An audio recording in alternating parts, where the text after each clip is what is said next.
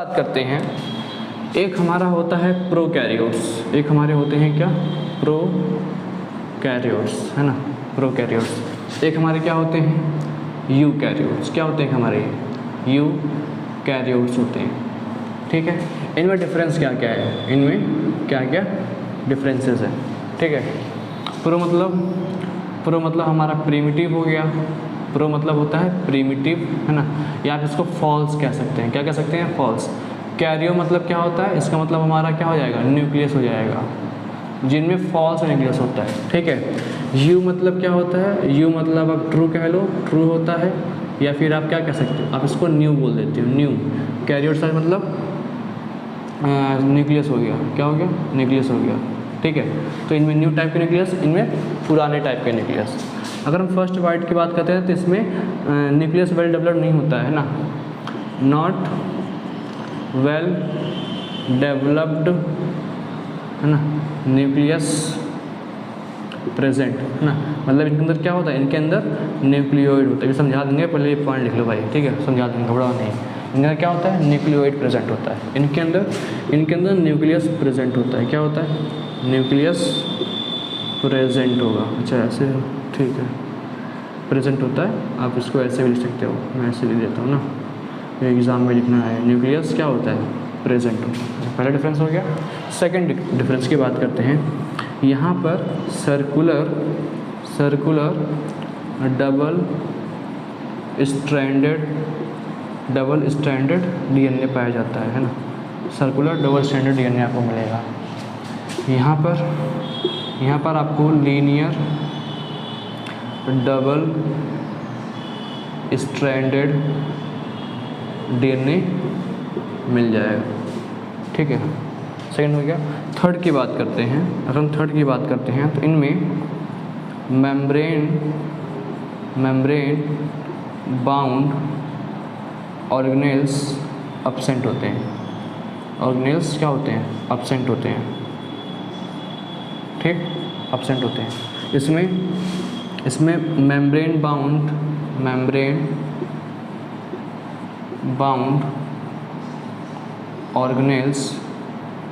Organelles present होते हैं। क्या होते हैं, प्रेजेंट होते हैं। ठीक है, नेक्स्ट बात करते हैं, इनकी अगर हम साइज़ की बात करें सेल्स की, इनकी जो साइज़ होती है that is 1 micrometer to 10 micrometer होती है साइज इनकी। इनके साइज़ की बात करते हैं फोर्थ पॉइंट में, तो ये 5 माइक्रोमीटर टू 100 माइक्रोमीटर तक क्या होते हैं। 4 पॉइंट हो गया ना। हाँ, एक और पॉइंट लिख लो क्योंकि 5 कम से कम चाहिए। इसमें 70S राइबोसोम होते हैं, 70S राइबोसोम होंगे। ठीक है, 70S राइबोसोम होंगे, है ना। इनके पास 80S राइबोसोम पाए जाते हैं। ठीक है, इसमें 80S राइबोसोम मिलेगा। अब एक बात सुनो, मेरी बात सुनो, जिसको भाई एग्ज़ाम में सिर्फ नंबर पाना है ना, जिसको बस हाँ भाई क्या याद करना बता दो, वो यहाँ से याद करके चला जा सकता है। लेकिन जिसको टॉपिक समझना है ना, तो थोड़ा सा इस वीडियो में टाइम लगेगा, मैं समझाने जा रहा हूँ। बट जिसको भाई ज़्यादा समझना नहीं है, बस उसको याद करके एग्ज़ाम में चले जाना है, तो बस यहाँ पे याद करके वीडियो को थोड़ा सा आगे बढ़ा लेगा। ठीक है, तो अब मैं इस सारे पॉइंट्स को समझाने वाला हूँ। जिनके पास टाइम है वो बैठ के समझेंगे, जिनके पास टाइम नहीं है वो बस इसको जस्ट लर्न करके, इसको रिवाइज करके आगे बढ़ जाएंगे। ठीक है, तो फिर ये पॉइंट हो गया, इसको नोट कर लीजिए, वीडियो को पॉज करके फिर मैं इसको मिटा के एक्सप्लेन करता हूँ। चलो, तो फाइनली अब मैं इसको एक्सप्लेन किया जाता है। मैं रिपीट कर रहा हूँ भाई कि जिनको पास टाइम नहीं है वो जस्ट इसको लर्न करके एग्ज़ाम में जाके लिख सकते हैं।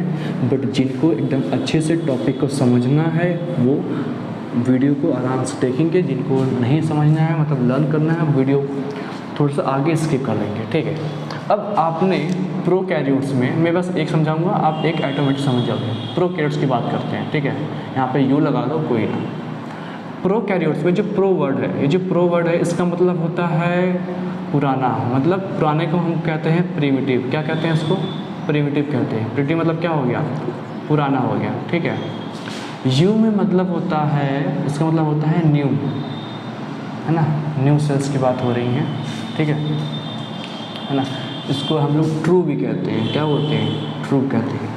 अब मेरी बात सुनो, इसका मतलब नया तो जानते ही हो ना भाई, ठीक है। कैरियोट्स मतलब क्या हो गया? न्यूक्लियस हो गया। क्या हो गया? न्यूक्लियस हो गया। यहाँ पे कैरियोट्स क्या हो जाएगा? न्यूक्लियस हो जाएगा। क्या हो जाएगा? ये न्यूक्लियस हो जाएगा। सुनो, तो प्रोकैरियोट्स में यूकैरियोट्स जो हमारा पहला डिफरेंस है वो ये है कि प्रोकैरियोट्स में जो न्यूक्लियस पाया जाता है वो प्रिमिटिव टाइप का होता है, और हमारे यूकैरियोट्स में जो न्यूक्लियस पाया जाता है वो न्यू टाइप का या फिर ट्रू टाइप का होता है। अब इसका मतलब क्या होता है? देखो भाई, अगर सिंपल सिर्फ समझने वाली बात करें, जैसे मान लो आजकल मैक्सिमम बच्चे गेम खेलते हैं, ठीक है। अगर हम गेम की बात कर लेते हैं, है ना, तो गेम में जैसे मान लो फ्री फायर हो गया, ठीक है, उसमें दो टाइप के प्लेयर होते हैं। एक प्लेयर कौन से होते हैं? एक जो प्रो प्लेयर होते हैं, ठीक है, और एक जो न्यू प्लेयर होते हैं। अच्छा, दोनों में डिफरेंस क्या होता है? प्रो प्लेयर ऐसे प्लेयर्स होते हैं जो कि बहुत पुराने टाइम से गेम खेल रहे हैं, मतलब जो बहुत पुराने हैं, है कि नहीं है। जैसे प्लेयर कितने होते हैं? दो टाइप के होते हैं, एक प्रो प्लेयर्स हो गए, एक न्यू प्लेयर्स हो गए।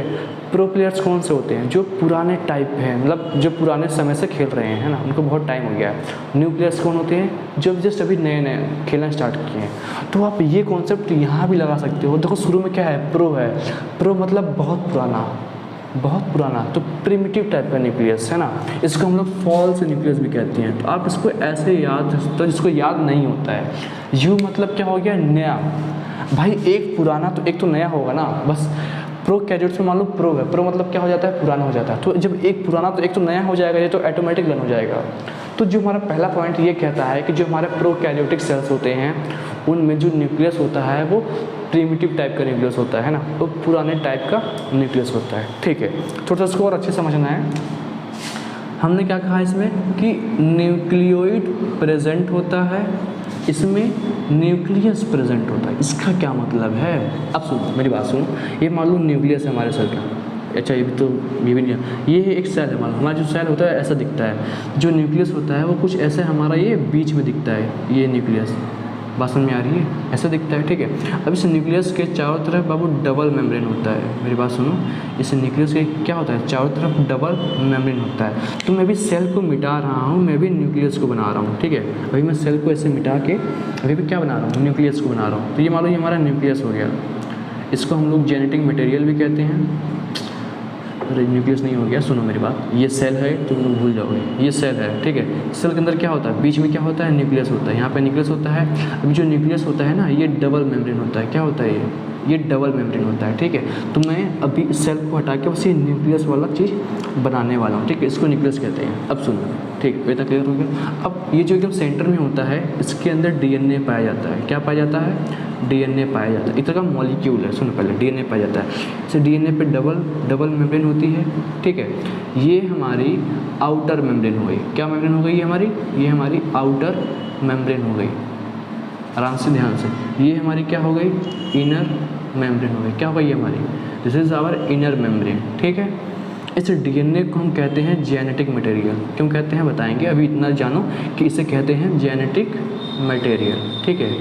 किसको अगर इसका फुल फॉर्म जानना है तो डीएनए का फुल फॉर्म होता है डीऑक्सीराइबोन्यूक्लिक एसिड। डीऑक्सीराइबोन्यूक्लिक, है ना, एसिड, ठीक है। इसका फुल फॉर्म होता है, ठीक। अब सुनो, अभी हमें इससे मतलब नहीं है, तो जिसको नोट करना, जिसको देखना है वो देख सकता है। उसको मैं मिटा रहा हूँ, ठीक है। मुझे इससे मतलब कोई नहीं है। अब सुनो मेरी बात क्या कह रहा हूँ। अरे भाई शोर हो रहा है, ठीक है। तो आउटर मेम्ब्रेन हो गया, इनर मेम्ब्रेन हो गया, जेनेटिक मटेरियल हो गया। ये तीनों मिलके, ओ भाई इतना शोर, ये तीनों मिलके क्या बनाते हैं? ये तीनों मिलके न्यूक्लियस बनाते हैं। क्या बनाते हैं? न्यूक्लियस बनाते हैं। मतलब अगर हम न्यूक्लियस की बात करें तो उसमें डीएनए होगा, आउटर मेम्ब्रेन होगा, इनर मेम्ब्रेन होगा, है ना। डीएनए को हम लोग जेनेटिक मटेरियल कहते हैं। ये तीनों में क्या बनाएंगे? न्यूक्लियस बनाएंगे, ठीक है। क्या बनाएंगे? न्यूक्लियस। अब इसमें दो मेम्ब्रेन को मैं एक से दिखा रहा हूँ, सुन यहाँ ध्यान दो। अब मान लो ये हमारा क्या हो गया? न्यूक्लियर मेम्ब्रेन हो गया। हाँ जी, ठीक है। हम आउटर मेम्ब्रेन को और इनर मेम्ब्रेन को हम एक साथ न्यूक्लियर मेम्ब्रेन कहते हैं। क्या कहते हैं? न्यूक्लियर मेम्ब्रेन कहते हैं। फिर से सुनो, सेल के अंदर न्यूक्लियस प्रेजेंट होता है। न्यूक्लियस का मैंने स्ट्रक्चर, न्यूक्लियस के अंदर क्या होता है? न्यूक्लियस, डीएनए होता है और उसकी चारों तरफ क्या होता है? दो मेम्ब्रेन होती हैं, ठीक है। दो मेम्ब्रेन होती हैं, ठीक है। अच्छा, यहाँ पे दो मेम्ब्रेन क्यों होती है? देखो, जो भी हमारा सेल है तो पूरे सेल को जो कंट्रोल करता है वो हमारा क्या है? डीएनए है। मान लो अपनी फैमिली की, मान लो हम अपने स्कूल की बात करते हैं, ठीक है, जस्ट एग्जांपल। अब स्कूल में जो सबसे मेन पर्सन है कौन है? हमारे प्रिंसिपल सर मैम है ना, वो हमारे मेन है कि नहीं है? अब अगर मान लो अगर प्रिंसिपल को अगर कुछ भी हो जाता है, कुछ भी अगर हो जाता है, मान लो उनको अगर तबीयत ख़राब हो गया, कुछ भी हो गया उनके घर पे, तो क्या होती है? स्कूल की छुट्टी हो जाती है, ठीक है। जस्ट एग्जांपल्स की बात कर रहा हूँ, है ना, एग्जांपल्स की बात है। अब मान लो अगर प्रिंसिपल मैम को कोई कुछ कर देता है, मतलब कोई किडनैप कर लेता है, तो प्रॉब्लम हो जाएगी भाई, क्योंकि उनके पास बच्चों की क्या है? सेंसिटिव इन्फॉर्मेशन है ना, उनके पास बच्चों की सेंसिटिव इन्फॉर्मेशन है, उनके पास स्कूल की इन्फॉर्मेशन है ना। मान लो कोई गुंडा उंडा कुछ भी आ गया और उसको लूटना है, तो अगर वो प्रिंसिपल को अगर किडनैप कर लेगा, तो भाई जानता है ना बंदा प्रिंसिपल कि हाँ ये स्कूल में ये चीज़ें कहाँ रखी हैं, है ना, तो उनके पास क्या है? सेंसिटिव इन्फॉर्मेशन है। तो भैया उनको कोई मतलब हार्म ना कर पाए, उनको हमको क्या करना पड़ेगा? डबल प्रोटेक्शन देना पड़ेगा, है कि नहीं, ताकि उन्हें कुछ हो ना जाए। तो सेम एज जो डीएनए होता है वो भी क्या होता है? हमारे सेल का गार्जियन होता है, ये पूरे सेल को कंट्रोल करता है। अगर डीएनए को कोई कंट्रोल कर लेगा तो सेल उसके कंट्रोल में जाएगा ना। जो डीएनए होता है वो हमारे पूरे सेल को कंट्रोल करता है। तो अगर कोई डीएनए को ही कंट्रोल करने लगेगा तो सारा कंट्रोलिंग उसके हाथ में चला जाएगा। तो हमको डीएनए को बचा कर रखना है। तो जब इसको बचाना है, मतलब इसको प्रोटेक्शन देना है, तो इसको हम डबल मेम्ब्रेन से प्रोटेक्ट करते हैं। बाहर वाली मेम्ब्रेन को आउटर मेम्ब्रेन, अंदर वाली को इनर मेम्ब्रेन, ठीक है, इनर मेम्ब्रेन। और इसके अंदर जो डीएनए पाया जाता है उसको हम लोग जेनेटिक मटेरियल कहते हैं। ये तीनों मिलकर क्या बनाते हैं? न्यूक्लियस बनाते हैं। अब इस दो मेम्ब्रेन को मैं एक से दिखा रहा हूँ। अब मान लो ये हमारा न्यूक्लियर मेम्ब्रेन हो गया, मान लो ये हमारा क्या हो गया, मैं इस दोनों को एक से दिखा रहा हूँ, ठीक है, इस आउटर को इनर को मैं एक से दिखा रहा हूँ। ये मान लो हमारा न्यूक्लियर मेम्ब्रेन हो गया। इसके अंदर जो डीएनए है इसको हम लोग क्या बोलते हैं? जेनेटिक मटेरियल बोलते हैं। ये हमारा क्या हो गया? जेनेटिक मटेरियल हो गया, ठीक है, ठीक। अब ये हमारा क्या है? दिस इज आवर न्यूक्लियस, है ना, ये हमारा क्या है? न्यूक्लियस है। अब अगर मैं न्यूक्लियस में से अगर मैं माइनस कर दूँ किसको? न्यूक्लियर मेम्ब्रेन को। किसको माइनस कर दूँ? न्यूक्लियर मेम्ब्रेन को। तो क्या बचेगा? सिर्फ जेनेटिक मटेरियल बचेगा, यानी सिर्फ क्या बच रहा है? डीएनए बच रहा है, जिसके पास क्या है? ये मेम्ब्रेन जो थी ये मेम्ब्रेन है ही नहीं, ये मेम्ब्रेन नहीं है कि नहीं है? अब ये मेम्ब्रेन नहीं है, मतलब ऐसा जेनेटिक मटेरियल जिसके पास मेम्ब्रेन नहीं है, तो हम इसको कहते हैं न्यूक्लियोइड। क्या कहते हैं? न्यूक्लियोइड। और यही न्यूक्लियोइड भाई साहब प्रोकैरियोट्स में होता है। क्या ये बात क्लियर है कि न्यूक्लियोइड क्या होता है, कहाँ से आया, है ना, ये समझाने वाली बात है। तो ये हमारा पहला पॉइंट है कि जो प्रोकैरियोट्स होते हैं उनके पास न्यूक्लियर मेम्ब्रेन ही नहीं होता है। तो बेचारा डीएनए यानी कि जो हमारा जेनेटिक मटेरियल है वो बेचारा अकेला हो जाएगा, है ना। तो हम उस अकेले को क्या कहेंगे? न्यूक्लियोइड कहेंगे। हाँ सिंपल, हाँ ये भी कह सकते हैं कि अगर आप न्यूक्लियोइड में अगर आप न्यूक्लियर मेम्ब्रेन को ऐड कर दे रहे हैं तो हमारा क्या बन जाएगा? न्यूक्लियस बन जाएगा, है कि नहीं है। बट ये जो न्यूक्लियर मेम्ब्रेन है यही तो प्रोकैरियोट्स में नहीं होता है, इसीलिए तो प्रोकैरियोट्स में न्यूक्लियस नहीं होता है, न्यूक्लियोइड प्रेजेंट होता है। हमारे में तो न्यूक्लियर मेम्ब्रेन होता है ना, इसलिए यहाँ पे क्या होता है? न्यूक्लियस प्रेजेंट होता है। तो आई होप आपको पहला पॉइंट क्लियर हो गया होगा, ठीक है। अब इसको मिटाते हैं और हम नेक्स्ट पॉइंट की बात करते हैं, है ना। इसको मिटा के हम नेक्स्ट पॉइंट की बात करते हैं, ठीक है। नेक्स्ट पॉइंट क्या लिखाया गया था? नेक्स्ट पॉइंट क्या लिखे थे भाई, वो तो याद ही नहीं है, ठीक है, मैं आगे पीछे बता सकता हूँ, ठीक है। अब सुनो, अब हम नेक्स्ट बात करते हैं कि मेम्ब्रेन बाउंड ऑर्गेनेल्स क्या होते हैं। मेम्ब्रेन बाउंड ऑर्गेनेल्स क्या होते हैं? अभी मैंने आपको बताया कि ऑर्गेनेल्स क्या होता है ना। अब जो प्रोकैरियोट्स होता है ना, प्रोकैरियोट्स में जितने भी हमारे सेल ऑर्गेनेल्स होते हैं उसके अंदर जो सेल ऑर्गेनेल्स होते हैं उन सेल ऑर्गेनेल्स के पास मेम्ब्रेन नहीं होता है। जैसे मान लो ये सेल ऑर्गेनल हमारे प्रोकैरियोट्स का है तो इसके पास मेम्ब्रेन नहीं होगा। हमारे अंदर जितने भी सेल ऑर्गेनल्स होते हैं सबके पास क्या होता है? मेम्ब्रेन होता है। लेकिन जो प्रोकैरियोट्स होते हैं उनके पास ये जो मेम्ब्रेन है ये मेम्ब्रेन होता ही नहीं है। इसलिए हम कहते हैं कि मेम्ब्रेन बाउंड ऑर्गेनेल्स या फिर हम मेम्ब्रेन बाउंड स्ट्रक्चर भी कहते हैं कि ये अब्सेंट होता है और ये हमारे में प्रेजेंट होता है। क्या ये बात समझ में आ रही है? ठीक है। अब नेक्स्ट बात करते हैं सर्कुलर डबल स्ट्रैंडेड डीएनए क्या होता है ना। डीएनए क्या होता है? अब सुनो मेरी बात सुनो। जैसे मान लो किसी के घर में कोई बाबू हुआ, है ना, मान लो कोई घर था उसके में एक नया बेबी आया, तो तो ऐसा कहा जाता है, ऐसा कहा जाता है कि बच्चे की जो नाक है वो पापा से मिल रही है, या बच्चे की जो आँख है वो मम्मी से मिल रहा है, या बच्चे का जो बाल है ना, जो बाल है वो मम्मी या पापा से मैच हो रहा है। तो ये कैसे हुआ, ये कैसे हुआ, है ना। तो जब देखो, जब एक मान लो ये फादर है ना, मान लो ये क्या है, एक फादर है, ये दिस फादर, ठीक है।